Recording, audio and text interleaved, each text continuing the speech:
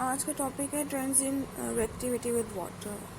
Properties इसकी कल हो गई थी, मेल्टिंग और बॉइलिंग पॉइंट था। नेक्स्ट इसका ट्रेंड देखना है। पहला इसका जो रिएक्शन वाटर के साथ है, तो आपने देखना है कि ग्रुप 2 के कौन से मेंबर्स वाटर के साथ रिएक्ट करते हैं और कौन से नहीं करते।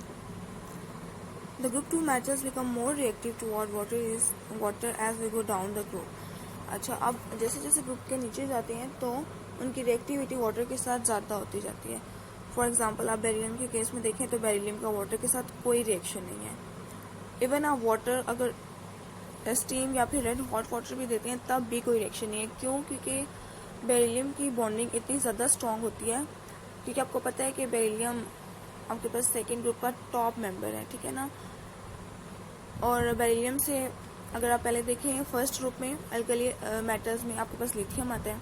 अब लिथियम में आपके पास क्या होता है, आउटरमोस्ट शेल में 3 इलेक्ट्रॉन है, जबकि बेरिलियम में आउटरमोस्ट शेल में 4 इलेक्ट्रॉन है। वहाँ पे आपके पास अफेक्टिव न्यूक्लियर चार्ज 3 है, बेरिलियम में 4 है। तो बेरिलियम में जो बॉन्डिंग है वो लिथियम से ज़्यादा स्ट्रॉन्ग होती है। उसकी अपनी बॉन्डिंग इतनी स्ट्रॉन्ग होती है कि वो वाटर के साथ रिएक्ट नहीं करता, बल्कि किसी भी चीज़ के साथ रिएक्ट ये नहीं करेगा, क्योंकि ये स्टेबल हो जाएगा। नेक्स्ट आपके पास है मैग्नीशियम। अच्छा, मैग्नीशियम रिएक्ट करेगा, लेकिन मैग्नीशियम भी का वाटर के साथ रिएक्ट करेगा जब वाटर का आप वाटर को एज अ स्टीम इसको प्रोवाइड करेंगे। तो वाटर के साथ रिएक्ट करके मैग्नीशियम ऑक्साइड बन रहा है और आपके पास हाइड्रोजन गैस लिबरेट हो रही है, ठीक है। नेक्स्ट आपके पास इसका रिएक्शन है कैल्शियम, स्ट्रोंशियम एंड बेरियम। तो कैल्शियम, स्ट्रोंशियम और बेरियम जो हैं इनके साथ अब आपको पता है, क्योंकि ये डाउन द ग्रुप आ रही हैं एलिमेंट्स, तो इनके साथ वाटर का रिएक्शन इजीली हो जाएगा और जो भी मेटल प्रेजेंट होगी वो वाटर के साथ अटैच होके मेटल हाइड्रोक्साइड बना देगी और आपके पास हाइड्रोजन गैस लिबरेट हो जाएगी। नेक्स्ट हमारे पास है reaction with oxygen and nitrogen. Okay, पहले ऑक्सीजन के साथ जब ये रिएक्ट करेंगे तो ऑक्साइड्स बनाएंगे। तो फॉर्मेशन ऑफ सिंपल ऑक्साइड्स में आपके पास देखें calcium plus oxygen gives calcium oxide, और आपके पास जब कैल्शियम कार्बोनेट ब्रेक होगा तब भी आपके पास कैल्शियम ऑक्साइड और कार्बन डाइऑक्साइड बनेगा। तो इनकी प्रॉपर्टीज क्या हैं ऑक्साइड्स की, कि आपके पास जो ग्रुप 2 एलिमेंट्स के ऑक्साइड हैं ये स्टेबल होते हैं, ठीक है। स्टेबल क्यों होते हैं? Due to there high crystal lattice energy obtained by packing doubly charged ion in a sodium chloride type of lattice. ये भी जब आपके पास किसी भी चीज़ 7 ग्रुप मेंबर के साथ, 7 ग्रुप में से किसी के भी साथ एक्स आप सपोज कर लेंगे, जब उनके साथ रिएक्ट करेगा तो स्टेबल आपके पास स्ट्रक्चर बनाएगा। जिस तरह सोडियम क्लोराइड का आपने लैटिस पढ़ा है, क्रिस्टल लैटिस फॉर्म में बनाएगा। और क्रिस्टल लैटिस जो है वो आपको पता है कि वो स्टेबल होंगे, ठीक है ना, उनको ब्रेक करना इतना इजी नहीं होता। Beryllium oxide and magnesium oxide are quite insoluble in water, while calcium oxide, strontium oxide and barium oxide react with water to give soluble hydroxide MOOH twice, which are strong bases। अच्छा, अब क्योंकि magnesium और beryllium जो है ये top 2 elements हैं second group के, तो इनकी सॉल्युबिलिटी वाटर में इतनी अच्छी नहीं है as compare to other member ज़्यादा वाटर के अंदर डिजॉल्व अच्छे से हो जाते हैं। नेक्स्ट है beryllium oxide is not at all basic in nature, in fact it is amphoteric. अच्छा, अगर बेरिलियम ऑक्साइड का हम एसिड के साथ रिएक्शन करते हैं तो beryllium chloride plus water produce होगा, और beryllium oxide plus NaOH beryllium oxide, ठीक है। आपने पहले उसका एसिड के साथ रिएक्शन देखा, फिर अब हम उसका NaOH बेस के साथ जब रिएक्शन देख रहे हैं तभी आप देखें आपके पास Na2BeO2 प्लस वाटर बन रहा है, ठीक है। तो इसकी वजह से आपके पास वो एसिड के साथ भी रिएक्ट कर रहा है, बेस के साथ भी रिएक्ट कर रहा है, तो वो एम्फोटेरिक है। The oxides of other metals are basic in nature. These basic character increase on moving down. जैसे जैसे हम ग्रुप में नीचे की तरफ मूव करते जाएंगे तो उनका जो बेसिक करेक्टर है वो इंक्रीज होता जाएगा, लेकिन क्योंकि बेरिलियम टॉप पे है तो इस वजह से बेरिलियम एम्फोटेरिक है, वो एसिड और बेस दोनों के साथ रिएक्ट कर जाता है। फोर्थ पॉइंट है due to small size beryllium positive two ion beryllium oxide is covalent. अच्छा, अब बेरिलियम ऑक्साइड आपके पास कोवेलेंट है इसकी नेचर। क्यों? आपको पता है कि वैसे अल्कली और alkaline earth metal mostly non metal के साथ मिलकर आयनिक बॉन्ड बनाते हैं, ठीक है। मेटल और नॉन मेटल जब भी मिलते हैं तो मोस्टली आयनिक बॉन्ड बनता है, लेकिन यहाँ पे कोवेलेंट बॉन्ड क्यों बन रहे हैं? क्योंकि आपके पास बेरिलियम, आपको पता है कि उसका साइज स्मॉलर है, उसकी बॉन्डिंग बहुत ज़्यादा स्ट्रॉन्ग है। बॉन्डिंग स्ट्रॉन्ग होने की वजह से वो किसी को अपने इलेक्ट्रॉन्स देना पसंद नहीं कर रहा, बल्कि वो शेयर कर लेगा ऑक्सीजन के साथ, लेकिन वो किसी को कम्प्लीटली ट्रांसफ़र नहीं कर रहा, तो इस वजह से इसमें कोवेलेंट बॉन्ड है। और जो बेरिलियम है इसका अभी आप देखेंगे कि ये अपने ग्रुप से डिफरेंट ही मूव करते हैं। मोस्टली जो ग्रुप का फर्स्ट एलिमेंट होते हैं वो सारे डिफरेंट ही मूव करते हैं। इसको बोलते हैं पिक्यूलियर बिहेवियर।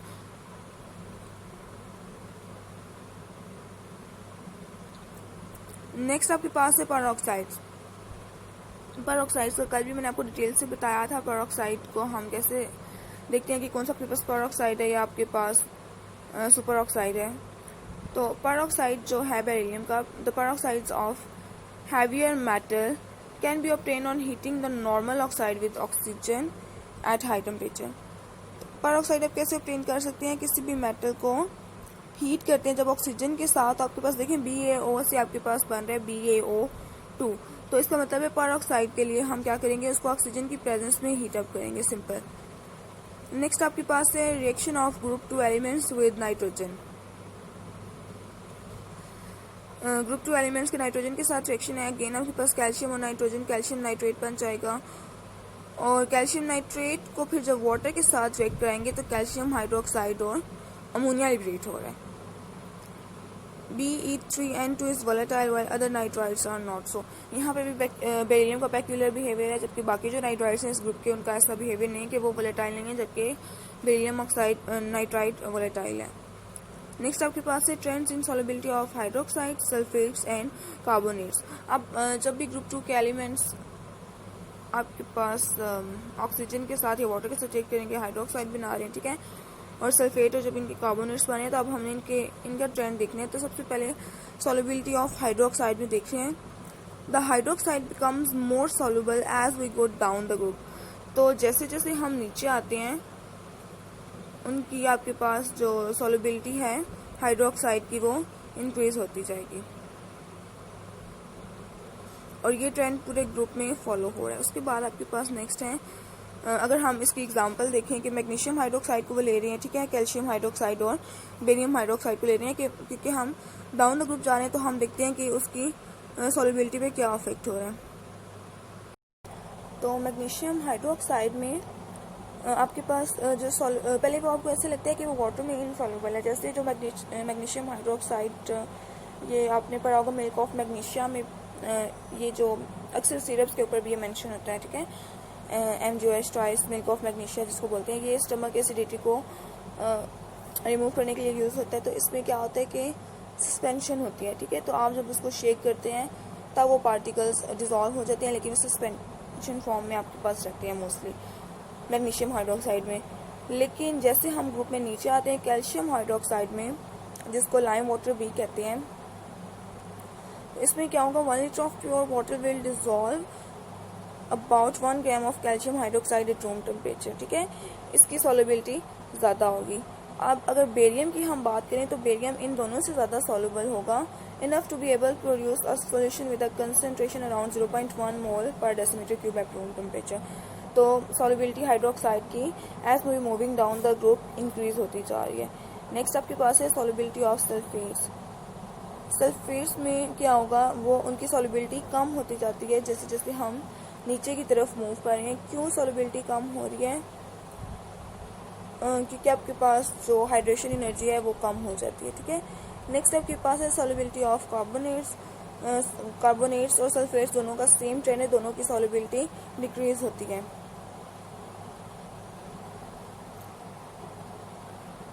आपके पास यहाँ पे ये कम क्यों हो रही है? क्योंकि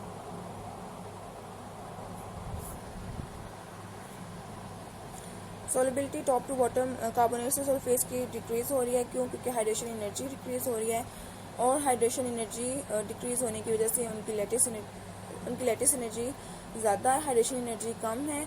और आपको पता है कि सॉल्युबिलिटी बेसिकली हाइड्रेशन एनर्जी पे डिपेंड करती है, तो क्योंकि हाइड्रेशन एनर्जी डिक्रीज हो रही है तो इस वजह से टॉप टू बॉटम उनकी सॉल्युबिलिटी भी डिक्रीज हो रही है। और सॉल्युबिलिटी क्यों इंक्रीज हो रही है? क्योंकि जो उनका लेटेस्ट स्ट्रक्चर है वो उसकी जो लेटेस्ट एनर्जी है वो ज़्यादा है। और ये वाला आपने जो इसका सारा है कॉन्सेप्ट, आप लोगों ने हाइड्रेशन एनर्जी और लैटिस एनर्जी आप लोगों ने फर्स्ट ईयर में किया था। नेक्स्ट आपके पास है trends in thermal stability of carbonates and nitrates. अच्छा जी, थर्मल स्टेबिलिटी का क्या मतलब है कि वो कितने हीट स्टेबल है। तो हीट स्टेबिलिटी हम अगर इनकी चेक करना चाहें तो देखिए आप, मैग्नीशियम कार्बोनेट है, कैल्शियम कार्बोनेट है, स्ट्रोंशियम और बेरियम कार्बोनेट है। तो आप देखिए जो मैग्नीशियम कार्बोनेट है उसका टेम्परेचर 540 डिग्री सेंटीग्रेड है, ठीक है। मैग्नीशियम के बाद क्या आता है कैल्शियम, कैल्शियम का 900 है। तो जैसे जैसे हम डाउन द ग्रुप आ रहे हैं इनका टेम्परेचर या इनकी जो हीट प्रोवाइड करनी है वो ज़्यादा होती जा रही है। The stability of carbonates of these metal increases on moving down the group. अच्छा, आपको कह रहे हैं कि जैसे जैसे हम डाउन द ग्रुप मूव करेंगे इनका टेम्परेचर ऊपर मेंशन है और ये नीचे भी आपके पास पूरे ग्रुप का दिया हुआ है ऑर्डर। तो जैसे जैसे डाउन द ग्रुप मूव करते हैं इनकी स्टेबिलिटी इंक्रीज होती जाती है, ठीक है ना। मतलब ये ज़्यादा आपके पास हीट स्टेबल होते जाते हैं, तो फिर आपको इनको टेम्परेचर भी इंक्रीज करना पड़ता है।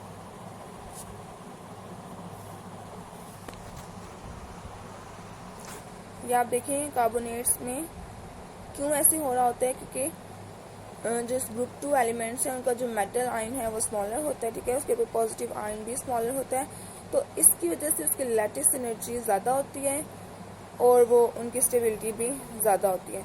तो फिर उनकी जो डिकम्पोजिशन है वो ईजी हो जाती है। ये आपके पास रीज़न में इसको लिखा हुआ है, आप लोग इसको एक दफ़ा रीड आउट कर लीजिएगा। नेक्स्ट आपके पास है affect of heat on the group 2 nitrates. अभी हमने कार्बोनेट्स की बात की, अब नाइट्रेट्स पे क्या अफेक्ट होता है हीट का। The nitrates are white solid and the oxide produce are also white solid. ये आगे इनकी प्रॉपर्टीज है कि वाइट सॉलिड होती हैं और उनके साथ आपके पास वाटर ऑफ क्रिस्टलाइजेशन होता है, वो भी उसके अंदर डिजॉल्व हो जाते हैं। नेक्स्ट है how beryllium differ from other member of its group. ये बेरिलियम का पेक्यूलर बिहेवियर है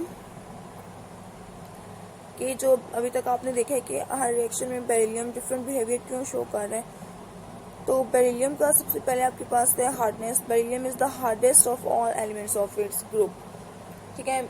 अगर आप टॉप टू बॉटम मूव करें तो सबसे जो हार्डेस्ट है एलिमेंट वो बेरिलियम है। उसके बाद इसका मेल्टिंग और बॉइलिंग पॉइंट भी ज़्यादा होंगे क्योंकि वो हार्डेस्ट है, तो वो भी आपके पास ज़्यादा है। इसका फॉर्मेशन ऑफ कोवेलेंट कंपाउंड और बाकी सब आपके पास जो मेटल हैं वो मोस्टली आयनिक बॉन्ड बनाते हैं, लेकिन बेरिलियम कोवेलेंट बॉन्ड बनाता है। अगेन इसका रीज़न वही है जो मैंने आपको पहले बताया कि उसका जो साइज़ है वो स्मॉल हो जाता है और जब वो नॉन मेटल के साथ रिएक्ट करता है, आपको पता है नॉन मेटल्स ग्रुप 5, 6 और 7 में है और बेरिलियम सेकेंड ग्रुप में है। तो जब वो नॉन मेटल के साथ रिएक्ट करते हैं उनका इलेक्ट्रोनेगेटिविटी डिफरेंस इतना ज़्यादा हो जाता है कि वो कोवेलेंट बॉन्ड प्रेफर करता है। Reaction with the water, beryllium water के साथ रिएक्शन नहीं देता, जबकि इसके जो बाकी ग्रुप मेंबर्स हैं वो इजीली वाटर के साथ रिएक्ट कर जाते हैं। नेक्स्ट है रिएक्शन विद हाइड्रोजन, हाइड्रोजन के साथ भी इसका रिएक्शन नहीं होगा। नेक्स्ट है रिएक्शन विद अल्कलीज, अल्कलीज के साथ ये रिएक्ट करेगा। Beryllium plus sodium hydroxide gives Na2BO2 plus hydrogen gas. अब जो बेरिलियम है वो अल्कलीज के साथ रिएक्ट करे, जबकि जो इसके बाकी ग्रुप मेंबर्स हैं वो अल्कलीज के साथ रिएक्ट नहीं करते, जबकि वो जिनके साथ रिएक्ट करते हैं उनके साथ बेरिलियम रिएक्ट नहीं करता। तो ये इसका पेक्यूलर बिहेवियर है। नेक्स्ट आपके पास है behaviour of oxides and hydroxides. The oxides and hydroxide of beryllium are amphoteric, dissolve in acid and alkalies to form salts. ये भी आपने पहले भी किया कि जो आपके पास बेरिलियम है वो एसिड और बेस दोनों के साथ इजीली रिएक्ट कर जाएगा, फिर इस वजह से ये एम्फोटेरिक है। Behaviour of carbides, beryllium carbide जो है वो वाटर के साथ मिलकर डिकम्पोज होकर बेरिलियम हाइड्रोक्साइड और मीथेन गैस बनाएगा, जबकि जो बाकी जब इसके मेंबर्स वाटर के साथ डिकम्पोज होंगे वो एसिटाइलिन बनाएंगे, ठीक है ना। तो एसिटाइलिन आपको पता है अनसैचुरेटेड, जबकि मीथेन जो है वो सैचुरेटेड कंपाउंड है, वो अल्केन की फैमिली है। ये एसिटाइलिन जो है वो अल्काइंस की फैमिली है। नेक्स्ट आपके पास है behaviour of nitrides. Beryllium nitride volatile while the nitrates of other alkaline metals are non-volatile। और इसका जो लास्ट पॉइंट है number of molecules of water of crystallisation, तो बेरिलियम जो है वो अपने साथ 4 molecule of water of crystallisation रखता है, जबकि जो बाकी इसके मेंबर्स हैं वो 4 से ज़्यादा भी ले सकते हैं। और वो आपके पास इसको एक्सप्लेन किया हुआ है। देखें, सबसे पहले जो आपके पास है वैलेंस शेल में, valence shell electronic configuration of beryllium. अब बेरिलियम की इलेक्ट्रॉनिक कन्फिगरेशन क्या होती है? 1s2 2s2 2p0।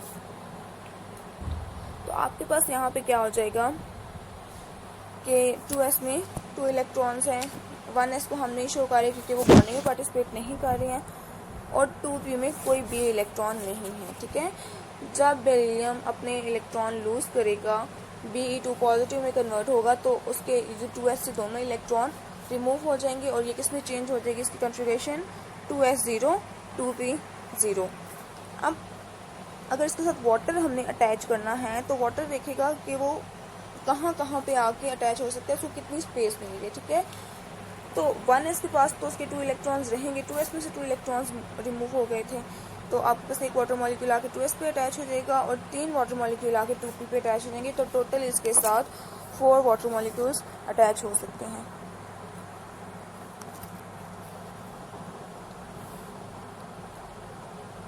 नेक्स्ट है आपके पास फॉर्मेशन ऑफ कंपाउंड्स।